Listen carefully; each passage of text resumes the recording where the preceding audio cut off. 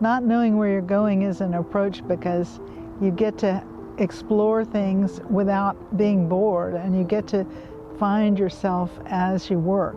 So it's kind of like improvisational, like jazz.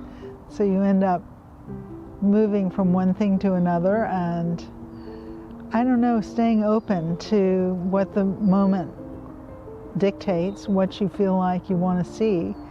And also, it's just more fun to work that way, I think.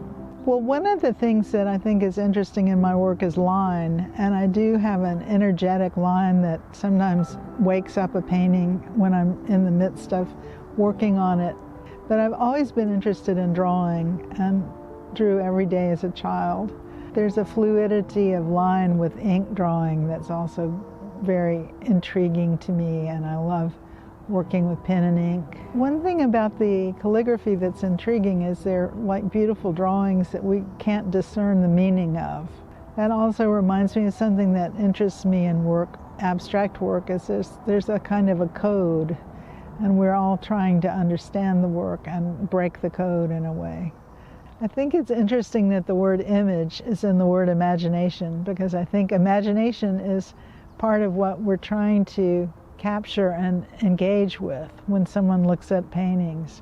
So whether it's a representational painting, you want to sort of invoke what the meaning of the story is, or whether it's an abstract painting, there's sort of an effort to discern what it's saying, what it means.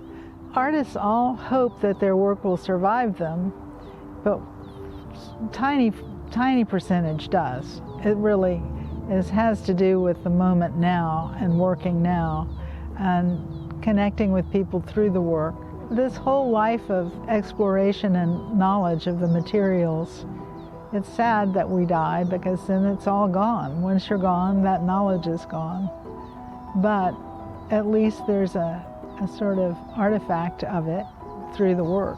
It's kind of interesting when you think about time and place and memory and what we're trying to do to record things. Like I sometimes think about the poignancy of a still life painting and the idea that it's moving through time and recording physical matter that will rot and decay.